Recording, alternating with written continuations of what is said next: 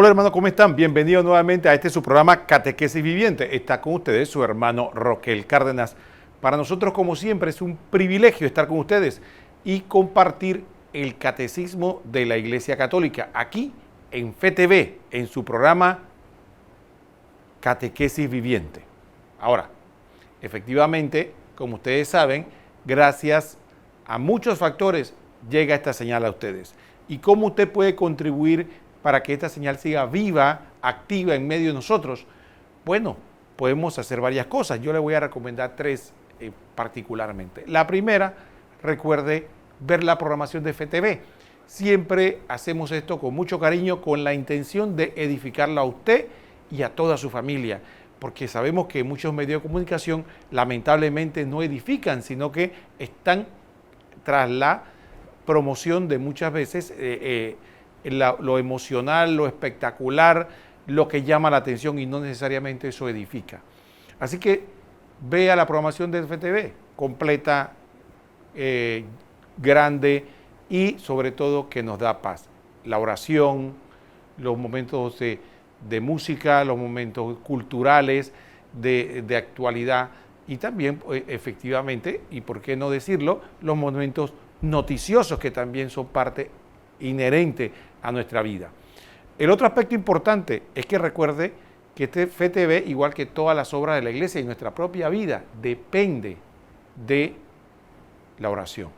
Si nosotros no oramos, nuestro caminar será tortuoso, difícil.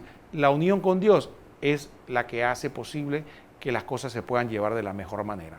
Así que le pedimos que en sus oraciones personales, grupales, cuando esté en la Santa Misa, siempre recuerde a FETV, para que el Señor nos bendiga, nos proteja y nos conceda la gracia de poder seguir sirviéndole. Y por último, como ustedes saben, todo lo que usted ve aquí, este escenario, las luces, cosas que usted no ve, las cámaras, todo el camarógrafo, el productor, el edificio, los gastos de energía eléctrica, agua potable, comunicaciones, todo eso tiene un costo. Como dicen por ahí, el evangelio es gratis, pero la evangelización tiene un costo. Hacer llegar la palabra de Dios a los demás muchas veces tiene un costo. Y es bueno para nosotros contribuir con esa obra. ¿Cómo usted puede ayudar a la obra de evangelización de FETV? Bueno, lo puede hacer de muchas maneras. Recuerde que tenemos cuentas en 3 bancos muy concretos. Tenemos donaciones a nombre de la Fundación para la Educación en Televisión y puede ser a través de depósitos en cuenta corriente en el Banco Nacional, Banco General y el Global Bank. Ahí en pantalla, como usted puede ver, tenemos los números de cuenta de cada banco. También puede hacer cargos mensuales directos a las tarjetas de crédito. ¿Cuáles son? Visa, Mastercard y Clave. Y también tenemos un servicio muy interesante por medio de llamadas para envío del dinero al motorizado, solo aquí en la capital. Y pueden escribirnos al WhatsApp 65194731 y yo le pediría al productor que nos lo ponga de nuevo porque ese teléfono pasó muy rápido. Pero bueno, entonces para que usted sepa que puede llamar a FETV y preguntar por el motorizado aquí en medio de la capital. Aquí, gracias, 230-8030 y el 65194731. Y finalmente, señor productor, pónganos la reina de las aplicaciones, la que usa mucha gente en Panamá hoy en día. Si usted tiene cuenta en el Banco General y cuenta con un celular, usted nos puede ayudar a todos a través de una aplicación que se ha hecho muy popular, que es el Yapi. Ahí aparece en pantalla. Usted entra al Yapi, a la aplicación, y busca, ahí está Yapi, y entonces en vez de buscar va a la parte de enviar, y entonces en vez de buscar un teléfono, usted busca en el directorio como aparece ahí, y el directorio tiene que buscar FETV05. Ahí aparece clarito, FETV, y tenemos el logo y todo, y ahí pone la cantidad que usted, su corazón disponga, que puede dar, y de esa manera sencilla, de la comodidad de su hogar o donde se encuentre, usted puede efectivamente apoyar al canal. Entonces, esto hacemos promoción porque usted sabe que a mí me gusta recordar esto siempre. Nosotros estamos pidiendo donaciones, no pensando en nuestro salario, porque la mayoría de nosotros no trabajamos aquí, somos voluntarios. Es para que este canal, que es de la iglesia, pueda seguir adelante, pueda llevar estos mensajes tan hermosos, tan buenos, esta promoción de los buenos valores a través de Fe TV. Así que si queremos mejorar esta sociedad, que muchas veces nos quejamos de cómo podemos hacer, bueno, tenemos que darle una ventana a los buenos valores, los buenos principios, los valores cristianos. Y esto lo podemos hacer a través de Fe TV. Dicho esto, vamos a entrar en materia. Le pedimos a todos que busquemos el catecismo de la Iglesia Católica. Hemos ido avanzando poco a poco. Mire por dónde vamos. Ya vamos por la ascensión de nuestro Señor Jesucristo.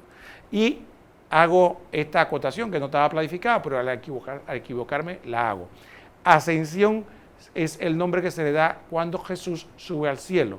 Asunción, el nombre que se le da cuando la Virgen es llevada al cielo. Ahí está la diferencia. Ascensión, el Señor sube por voluntad propia, por propio poder. Sin embargo, Asunción, la Virgen es llevada por el poder de Dios al cielo. Entonces, esa es la diferencia para que veamos la diferencia en los términos. Entonces, hoy vamos a hablar de la ascensión de nuestro Señor Jesucristo. Y para ello vamos a empezar en materia. Vamos a pedir a nuestro señor director que nos ponga el primer numeral que corresponde al día de hoy. Dice el 659. El título es Jesucristo subió a los cielos y está sentado a la derecha de Dios Padre Todopoderoso. 659. Con esto el Señor Jesús, después de hablarle, fue elevado al cielo y se sentó a la diestra de Dios. Marcos 16, 19. El cuerpo de Cristo fue glorificado desde el instante de su resurrección, como lo prueban las propiedades nuevas sobrenaturales de las que desde entonces su cuerpo disfrutaba para siempre. Lucas 24, 31, Juan 20, 19, 26. Pero durante los 40 días en los que él come y bebe familiarmente con sus discípulos, Hechos 10, 41, y le instruye sobre el reino, Hechos 1, 3, su gloria aún queda velada bajo los rasgos de una humanidad ordinaria. Marcos 16, 12, Lucas 24, 15, Juan 20, 14, 15 y Juan 21, 4. La última aparición de Jesús termina con la entrada irreversible de su humanidad en la gloria divina simbolizada por la nube. Hechos 1, 9, también Lucas 9, 34, 35 y Éxodo 13, 22. Y por el cielo, Lucas 24, 51, donde se sienta para siempre a la derecha de Dios, segundo dice Marcos 16, 19, Hechos 2, 32 y Hechos 7, 56. También el Salmo 110 y 1. Solo de manera completamente excepcional y única se muestra a Pablo como un abortivo en 1 Corintios 15, 8, en una última aparición que constituye a un apóstol. 1 Corintios 9, 1 y Gálatas 1, 19. Bueno, con estas aclaraciones, efectivamente, aquí tenemos y podemos ver una serie de aspectos que tienen un rico contenido bíblico y que es parte de nuestra catequesis. Recuerden que la catequesis de la fe se basa fundamentalmente en la Biblia y en la tradición. ¿De qué estamos hablando? Bueno, ustedes recuerdan cuando nosotros celebramos la Semana Mayor, celebramos la pasión, muerte y resurrección de Cristo. El domingo de resurrección, a partir de ahí se da un periodo que llamamos nosotros la cincuentena pascual. Dentro de los primeros 40 días de la cincuentena conmemoramos la ascensión del Señor. ¿Por qué? Porque la palabra de Dios nos especifica de que Jesucristo efectivamente estuvo después de su resurrección 40 días consecutivos con ellos, hablándole, enseñándole, compartiendo con ellos, para que pudieran, dicen algunos teólogos, asimilar este impacto tan grande de haber visto a Jesucristo muerto, y no de cualquier modo, sino totalmente destrozado a través de el trance por la pasión, y después verlo nuevamente vivo. Entonces, ese momento, ese acontecimiento específicamente, se da a través de lo que llamamos nosotros el tiempo después, el tiempo pascual que llamamos entonces, litúrgicamente, nosotros después del Domingo de Resurrección leemos todas estas riquezas, estas lecturas que hablan de las apariciones del resucitado, que efectivamente los evangelios y también el principio de los hechos nos aparecen algunas muy concretas. en las que nos dan estas solo para que creamos, pero no es que fueron las únicas. Es claro para nosotros decir de que Jesucristo estuvo durante esos 40 días apareciendo. Después dice, el que mejor lo explicita, pienso yo, en los Hechos de los Apóstoles nos cuenta que Jesucristo los lleva a un lugar y ahí, frente a sus ojos, Él es llevado, asciende al cielo. Entonces, a partir de ahí dice la palabra que una nube lo oculta y ya no lo vuelven a ver más físicamente. Entonces, ese es el acontecimiento de la ascensión. Entonces, aquí en el primer artículo que compartimos, que fue el 659 del Catecismo, nos presenta varios aspectos. El primero, en que hay una correlación desde el hecho de que Jesucristo descendió, recordemos, bajó a la encarnación, se encarnó y habitó entre nosotros. Ese mismo que bajó es el que subió. También tiene una correlación esta ascensión con una nueva venida, que nos dice la Escritura que un ángel se le apareció a los apóstoles que estaban mirando al cielo cuando Jesucristo ascendió y que le dijo: hombres de Jerusalén, ¿qué hacen mirando ahí? O hombres de Galilea, ¿qué hacen mirando ahí al cielo? Ese mismo Cristo que vieron subir, así mismo va a regresar. Entonces también ya viene el aspecto escatológico, es decir, la segunda y definitiva venida de Cristo, donde va a hacer la restauración de todo el universo y se va a dar el juicio final. Entonces, todo está correlacionado: la bajada de Jesucristo en su encarnación, la ascensión al cielo después de su misión y finalmente ya la plenitud que se da en la escatología cuando Jesucristo, o la parusía, cuando Jesucristo venga por segunda vez.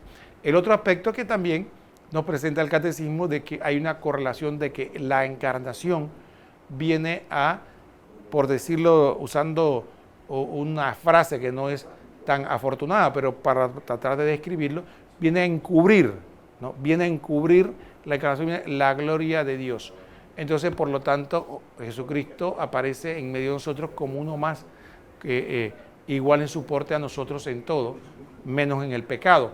Entonces, efectivamente, salvo cuando Él decide, en algunos momentos puntuales, como cuando Juan Bautista lo bautiza, como por ejemplo cuando hace milagros, o específicamente en la transfiguración, por ejemplo, para mostrar algunos momentos, y obviamente en la resurrección, donde se manifiesta de manera evidente su gloria.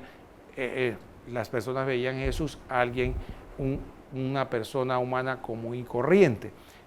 Pero después de la resurrección, aún ahí, todavía Jesucristo no manifiesta plenamente toda su gloria, sino que es parcialmente. Solamente sus discípulos lo ven en cuanto a que su agilidad en el movimiento, su aparecerse y desaparecerse, el poder tener otras formas, el aparecer de forma tal donde que no era reconocible para ellos. Y todo eso era una manifestación de parte de la gloria del Señor, pero no toda. Y también tenía algunas manifestaciones humanas, como ya saben, compartía, se sentaba con ellos a comer, compartía algunas cosas, y efectivamente eso viene a cobrar plenitud a través de la ascensión. Cuando Jesucristo asciende y dice la palabra que está sentado a la derecha, es un término que significa no lo que nosotros entendemos como estar sentado, no es que allá lo estaba esperando una silla, sino que es una terminología que usaba en cuanto a una imitación, una analogía de la realeza. Estar a la derecha, estar es al mismo nivel de dignidad. Entonces, por eso, por ejemplo, aquí tenemos una imagen donde se presenta que Jesucristo vuelve al nivel de igual dignidad que el Padre. Y por lo tanto, la ascensión significa un volver a lo que tenía originalmente antes de encarnarse, pero ahora unido a su humanidad para siempre, como fue la decisión de la Trinidad. Vamos a hacer el primer cambio del programa y después continuamos con este interesante tema.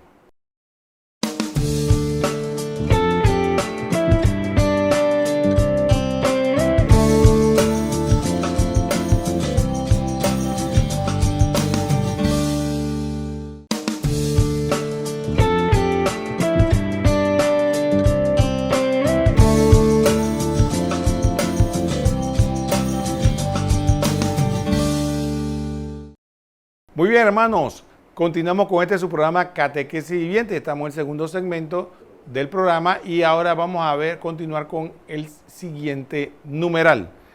660, señor director, por favor. 660 dice: el carácter velado de la gloria del resucitado durante este tiempo se transparenta en sus palabras misteriosas a María Magdalena. Todavía no he subido al Padre. Vete donde los hermanos y diles: subo a mi Padre y vuestro Padre, a mi Dios y vuestro Dios. Esto indica una diferencia de manifestaciones entre la gloria de Cristo resucitado y la de Cristo exaltado a la derecha del Padre. El acontecimiento a la vez histórico trascendente de la ascensión marca la transición de una a otra. Muy bien, aquí en este numeral efectivamente tenemos varias riquezas de orden teológico. La primera, efectivamente, vamos a ver que el catecismo recoge algo que es una frase misteriosa, ¿no? Que cuando Jesucristo, María Magdalena dice que se echa a sus pies y la abraza, entonces Jesucristo le dijo: suéltame, que todavía no he subido a mi Padre. Algunos pueden interpretar esto como que él no quería que lo tocara o que tal vez quería que lo soltara para poder irse, y nada de eso, porque bajo ninguna circunstancia, sino que él podía efectivamente, como hacía, ascender al cielo y desaparecer o aparecer con voluntad. Era un mensaje que le quería transmitir a María para que lo rescatara el Evangelio. Jesucristo, recuerden que cuando él muere se separa el alma del cuerpo. El cuerpo queda en el sepulcro y el alma va en este momento al Sheol, que es los infiernos. A partir de allí, durante el tiempo que está allá, dice la palabra que él le predica a los espíritus encarcelados, que eran los justos que estaban ahí a la espera del Mesías para poder entrar al cielo. Y entonces él va, y después que resucita, él es el que inaugura las puertas del cielo. Y a partir de ahí, todos, desde todos los justos del Antiguo Testamento y los que habían muerto pues antes de su resurrección, pudieron entrar al cielo, porque era el único digno para hacerlo.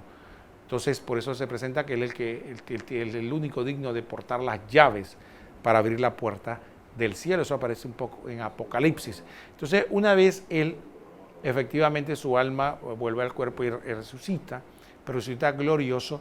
Entonces, cuando él le manifiesta a María Magdalena: todavía no subió al Padre, era que era el mismo instante, en ese mismo instante todavía él no se había presentado en cuerpo y alma, donde la presencia o el estado celestial. Entonces es una forma de decirle, y que todavía no se vea manifestado plenamente allá. Y que efectivamente que hay una diferenciación entre la gloria, como dice el catecismo, del hombre terreno, que manifestó alguna gloria en la transfiguración, por ejemplo, o en la misma resurrección, y ya la exaltación total en la divinidad de plenitud allá en la presencia o en la unidad de la Trinidad, ¿no? En el seno de la Trinidad, de donde salió en un inicio. Entonces, esas realidades son las que nos está presentando importante nos está presentando el catecismo. Entonces, a partir de ahí, entonces vamos a encontrar este concepto que nos llama poderosamente la atención de qué significado tiene estas palabras misteriosas que le dice Jesús a María Magdalena: suéltame, que todavía no he ido al Padre. Y el catecismo lo interpreta que tiene correlación con esto de la ascensión.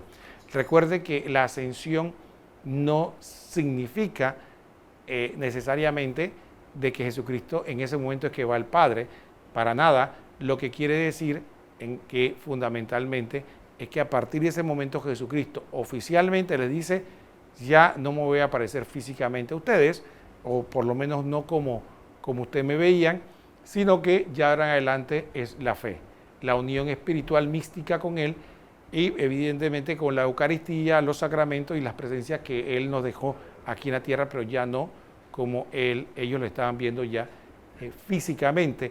Entonces era una manera de decirle: bueno, ya de ahora en adelante es la fe, con la parte, como dice nuestro Señor: dichoso el que cree sin haber visto.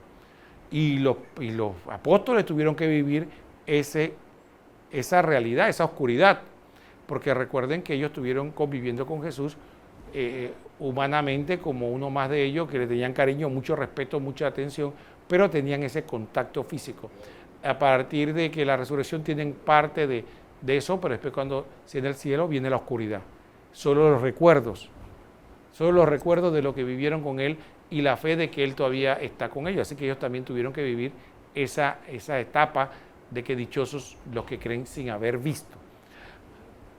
Así que ese otro aspecto de la fe es lo que tiene que ver también con la ascensión.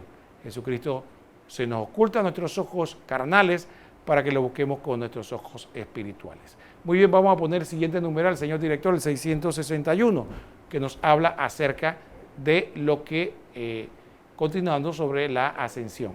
Dice el 661 del Catecismo. Esta última etapa permanece estrechamente unida a la primera, es decir, a la bajada desde el cielo realizada en la encarnación. Solo el que salió del Padre puede volver al Padre, Cristo. Nadie ha subido al cielo sino el que bajó del cielo, el Hijo del Hombre, Juan 3:13 y Efesios 4, del 8 al 10. Dejada a sus fuerzas naturales, la humanidad no tiene acceso a la casa del Padre, a la vida y a la felicidad de Dios. Solo Cristo ha podido abrir este acceso al hombre. Ha querido precedernos como cabeza nuestra para que nosotros, miembros de su cuerpo, vivamos con el ardiente esperanza de seguirlo en su reino. Bueno, aquí también efectivamente el catecismo quisiera rescatar este aspecto que me parece interesante. Recordemos, hagamos memoria la última cena. Cuando está en la última cena, Jesucristo, dentro de las enseñanzas que le da a los apóstoles, hay una que le dice primero que le conviene que se vaya, porque si no me voy, no vendrá el Paráclito. Esa es una de las realidades. Viene el Espíritu Santo, entonces es conveniente que Jesús se vaya por eso. Pero el otro aspecto que también Jesús enseña es que Él se va a prepararnos moradas. Usa esa figura hermosa, ¿no? Esa figura de decirnos que como que este hogar, esta casa, este sitio que tenemos y que muchos apreciamos, diría yo, de más, no es más que una estancia temporal. Y Jesucristo nos dice, me voy a preparar, en la casa de mi Padre hay muchas moradas, muchas casas, muchos lugares, muchas mansiones, hay diferentes traducciones, pero el lugar es que Él va a ir a prepararnos un sitio. Entonces, esa figura que usa Jesús no es más que el catecismo rescata aquí para decirnos que nosotros, nuestra humanidad, no puede entrar por sí solo al cielo. Y Jesucristo va como la primicia, como el primero entre muchos hermanos, como el primero entre los resucitados, para abrirnos la puerta al cielo. Ya no solo a los justos, como dijimos del Antiguo Testamento, sino también a nosotros, para que nuestra humanidad pecadora y pequeña pueda tener acceso al Padre. Entonces Jesucristo viene a preparar nuestra morada. Entonces ese ascender, dice, cuando ya estén listas, voy a volver, dice el Señor, a buscarlos para llevarlos. Entonces ese volver, por eso la tradición católica enseña de que cuando morimos nos encontramos en el juicio particular con Jesús. Jesús viene a cada ser humano que fallece, se encuentra con Jesús y recibe el juicio particular donde se determina su destino eterno. Si está en estado de gracia, Él lo va a llevar efectivamente y evidente si está en santidad, tal vez directamente si es santo o a través de una purificación, si tiene cosas pendientes, pero al final Jesús lo va a llevar a esa morada que le tiene prometida. Entonces sí, efectivamente esa ascensión tiene esa connotación. El otro aspecto también que nos presenta es que Jesucristo como cabeza de la iglesia es el primero que entra. Usando un poco la analogía, ¿no? Antiguamente nos decían a nosotros, obviamente por una persona de contextura normal, que donde pasa la cabeza, pasa el cuerpo, ¿no? Entonces, obviamente una persona de contextura normal, ¿no? Porque hay gente que se pone tan obesa que pasa la cabeza, pero el cuerpo no puede pasar. Pero en términos normales, se decía eso. Entonces, ¿qué pasa? La cabeza entra primero y después todo el cuerpo, que es la iglesia, va ahí eventualmente entrando y está entrando poco a poco, ¿no? ya unos que ya se nos adelantaron y otros estamos en la transición y otros vendrán, ¿no? Pero poco a poco vamos entrando allá a esa morada que Jesús nos tiene, y esa es nuestra esperanza. Esa ascensión al cielo es nuestra esperanza de que allá el Señor nos está esperando. Bueno, vamos a pedirle a nuestro director que por favor nos ponga el siguiente numeral, que es el 661, ¿no? No, perdón, 662, que dice: cuando yo sea levantado de la tierra, traeré a todos hacia mí. La elevación en la cruz significa y anuncia la elevación en la ascensión al cielo. En su comienzo, Jesús Cristo, el único sacerdote de la alianza nueva y eterna, no penetró en un santuario hecho por manos de hombre, sino en el mismo cielo, para permanecer ahora ante el acatamiento de Dios en favor nuestro. En el cielo, Cristo ejerce permanentemente su sacerdocio, de ahí que pueda salvar perfectamente a los que por él se llegan a Dios, ya que está siempre vivo para interceder en su favor, como su sumo sacerdote de los bienes futuros. En él es el centro y el oficiante principal de la liturgia que honra al Padre en los cielos.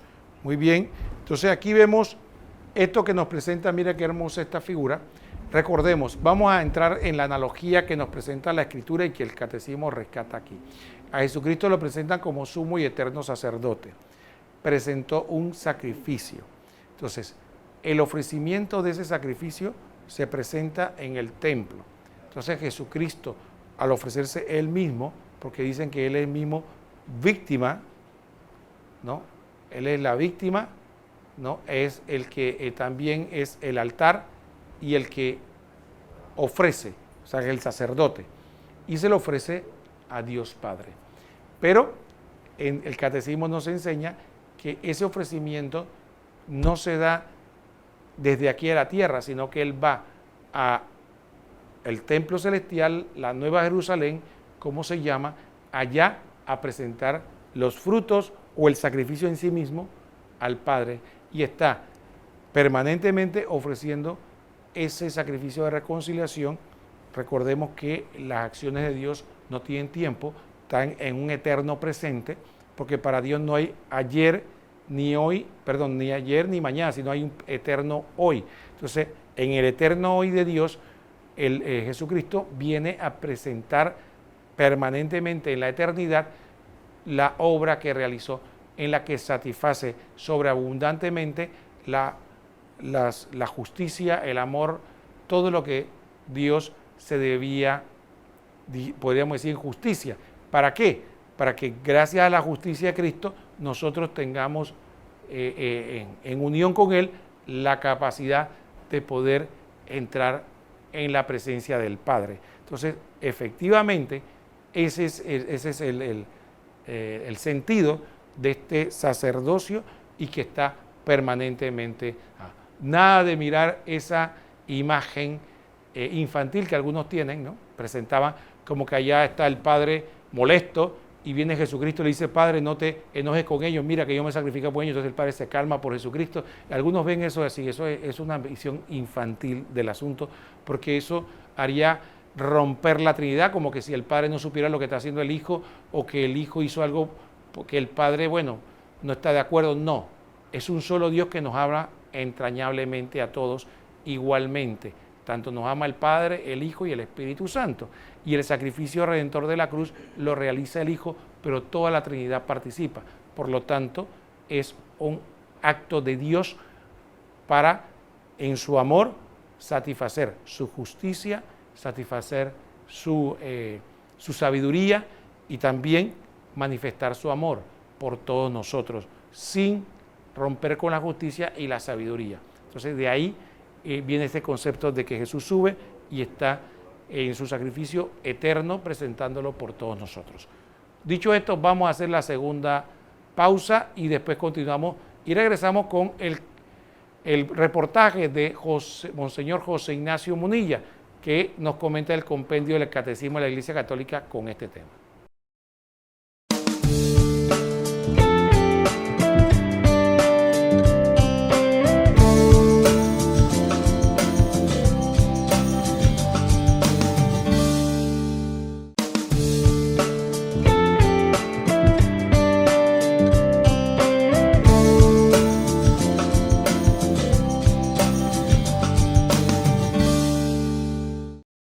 Muy bien, hermanos, volvemos al último segmento de Catequesis Viviente y como lo prometido es deuda, vamos a ver el reportaje donde Monseñor José Ignacio Munilla nos comenta el compendio del Catecismo de la Iglesia Católica, precisamente con este tema de la ascensión del Señor.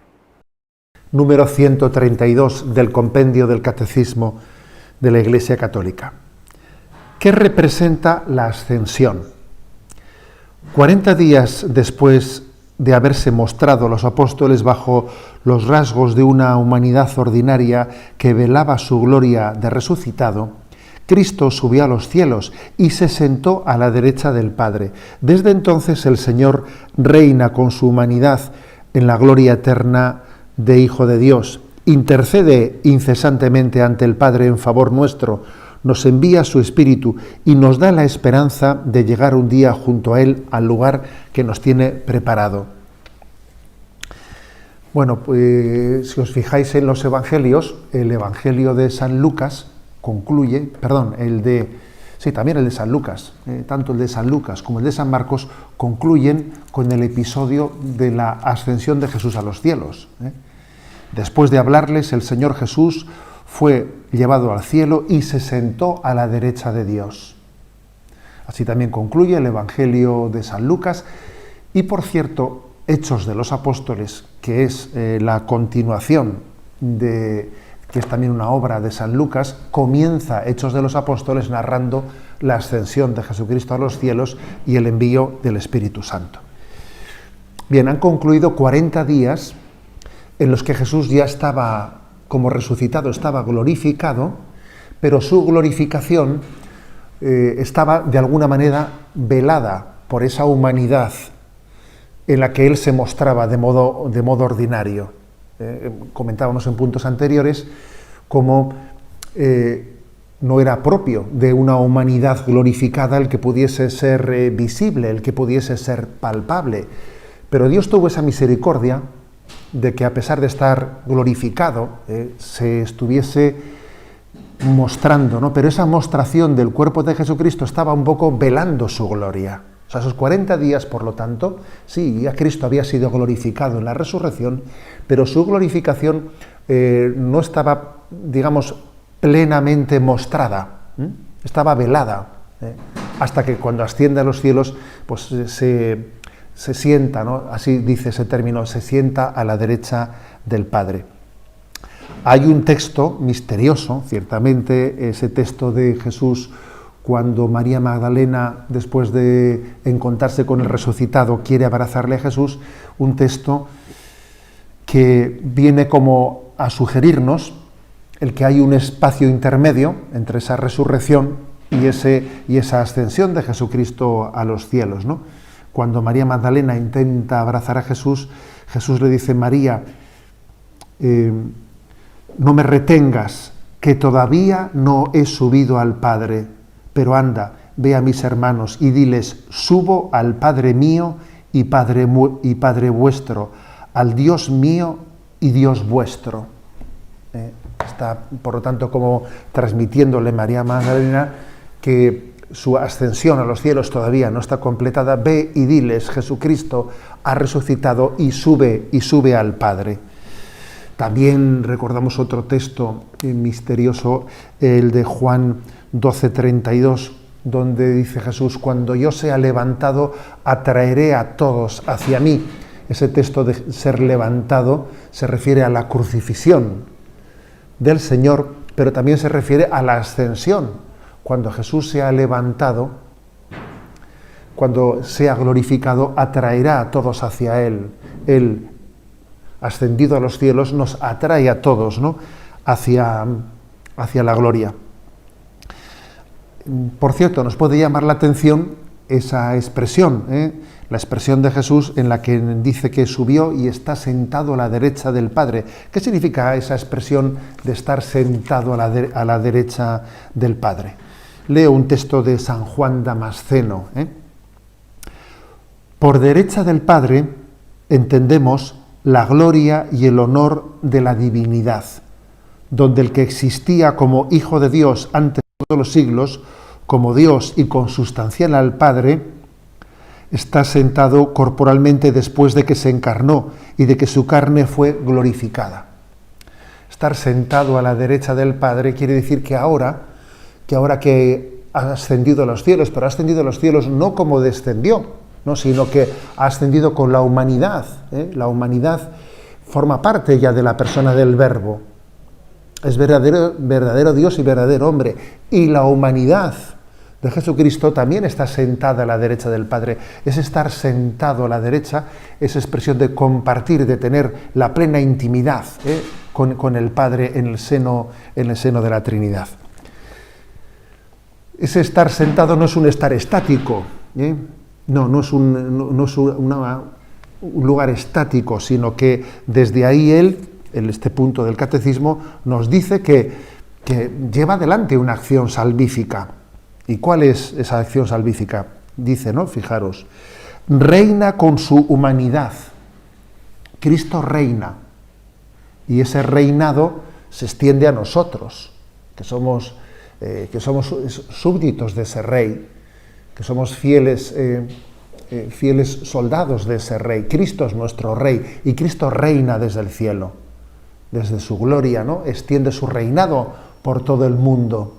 No existe una frontera entre el reino del cielo y el reino de la tierra, no, esa frontera no existe, ¿no?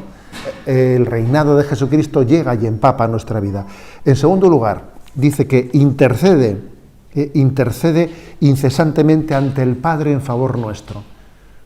Nos podemos imaginar, ¿no?, echando mano, ¿no?, de nuestra imagen, de nuestra imaginación, de que ese Jesucristo sentado a la derecha del Padre le muestra al Padre la humanidad de la que Él ha procedido, la propia humanidad de Cristo glorificada. Es un recuerdo al Padre de todo el mundo creado, y Él está intercediendo ante el Padre por todos nosotros. En tercer lugar, primero hemos dicho que reina. Segundo, que intercede. En tercer lugar, nos envía su Espíritu. Desde allí está continuamente enviando el Espíritu. Al igual que el Padre lo envía, también lo envía Jesucristo. Está siempre dándonos el mayor de los dones. El mayor de los dones es el don del Espíritu Santo. Y por último dice, y nos da la esperanza de llegar un día junto a Él. Jesucristo, sentado a la derecha del Padre, está continuamente derramando su gracia, y su gracia se traduce en nosotros en esperanza, la esperanza de alcanzar esa plenitud de ese destino que ha sido inaugurado por Jesucristo. Jesucristo ha sido el primogénito de entre los muertos, el primer hombre que ha entrado en la gloria, y nosotros recibimos de él la esperanza de participar también de la gloria. Muy bien, hermanos, ya estamos después de este reportaje, que estamos de vuelta, interesante, vale la pena analizarlo, y se me olvidó decirle, para los que ven el reportaje y se les pasa muy rápido, a veces quisieran, les recomendamos que pueden buscarlo en YouTube. Recuerden, ahí tiene Monseñor José Ignacio Monilla, lo buscan en YouTube y ahí tiene en una de esas secciones esta sección del compendio del catecismo para los que desean y pueden repasarlo posteriormente. Dicho esto, vamos a pedirle a nuestro director que nos ponga, quedan 2 artículos de este tema, que nos ponga el primero para proceder a leerlo y comentarlo. Dice 663, Cristo desde entonces está sentado a la derecha del Padre. Por derecha del Padre entendemos la gloria y el honor de la divinidad, donde Él existió como Hijo de Dios antes de todos los siglos, como Dios y consubstancial al Padre. Está sentado corporalmente después de que se encarnó y de que su carne fue glorificada. San Juan Damasceno. Muy bien, aquí este aspecto que no vamos a detenernos mucho en ello, fundamentalmente el catecismo lo que nos está mostrando, esto de la derecha del Padre, lo decíamos, no se trata, porque el mundo se imagina como que si hubiera 3 asientos y ya está sentado el Padre en el centro. No, es una imagen para presentar efectivamente de manera, digamos, analógica con las realidades humanas, de que Jesucristo ya asciende, no en grado de inferioridad, porque se encarnó, o porque estuvo entre nosotros, o porque fue crucificado, sino en el mismo sitio que tenía anteriormente, antes de la encarnación, que es la imagen perfecta del Padre, ¿no? Entonces, recordemos que lo que sabemos nosotros de la Trinidad es que el Hijo es la imagen perfecta del Padre. Dice que el Padre pronunció una sola palabra y en ella se manifestó totalmente, y es la imagen perfecta del Padre, el Hijo, ¿no? Y del amor del Padre y del Hijo surge el Espíritu Santo. Entonces, en ese plano de igualdad y que comparte la única naturaleza divina, por lo tanto tienen la misma dignidad y merecen la misma adoración cada una de las personas, entonces ahí nos lo mostramos con esta figura que puede ser hasta poética, en la que se dice que ascendió y está ahora sentado a la derecha del Padre, es decir, en ese grado de igualdad que sabemos de la Trinidad. Vamos a poner el siguiente numeral para que concluyamos y vayamos concluyendo ya el tema este de la ascensión. Dice el numeral 664. Sentarse a la derecha del Padre significa la inauguración del reino Mesías, cumpliéndose la visión del profeta Daniel respecto del Hijo del Hombre. A él se le dio imperio, honor y reino, y todos los pueblos, naciones y lenguas le sirvieron. Su imperio es un imperio eterno que nunca pasará, y su reino no será destruido jamás. Daniel 7:14. A partir de este momento, los apóstoles se convirtieron en los testigos del reino que no tendrá fin. Bueno, aquí también viene otro aspecto que viene de las profecías, la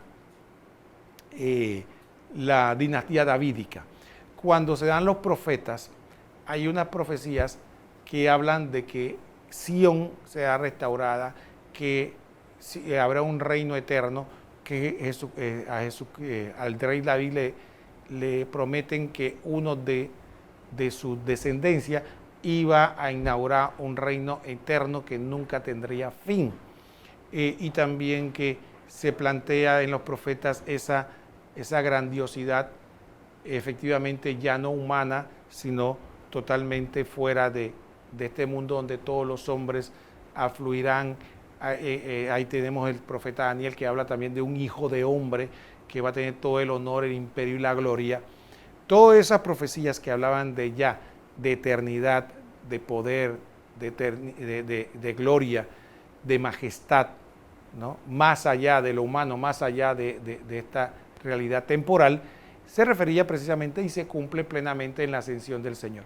Un hijo de hombre, descendiente de David, hijo de David, es hijo de hombre porque es hombre igual a nosotros, en todo menos el pecado, se encarnó en el seno de la Virgen, es descendiente de David, es hijo de David, y a su vez su reino es eterno.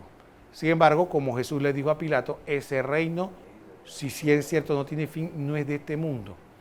No es un reino temporal, no es un reino con fronteras humanas, sino que es un reino eterno, más allá de esta realidad temporal, pero que efectivamente la gobierna y tiene el dominio de ella, pero un dominio al estilo de Dios, no un dominio de imperio donde no deja que sus criaturas, por lo menos las criaturas nuestras que tienen libre albedrío, puedan tomar decisiones, sino que deja que cada quien tome sus decisiones, y definitivamente tiene el dominio y el imperio. A tal punto que el Apocalipsis lo presenta como que Jesucristo, después de su ascensión al cielo, ya no es aquel hombre con debilidades, sino que glorificado llega a decir el Apocalipsis que él con el aliento de su boca destruirá a todos sus enemigos. Imagínense el poder de todos los enemigos, inclusive Satanás dice que con el aliento o el resplandor de su gloria.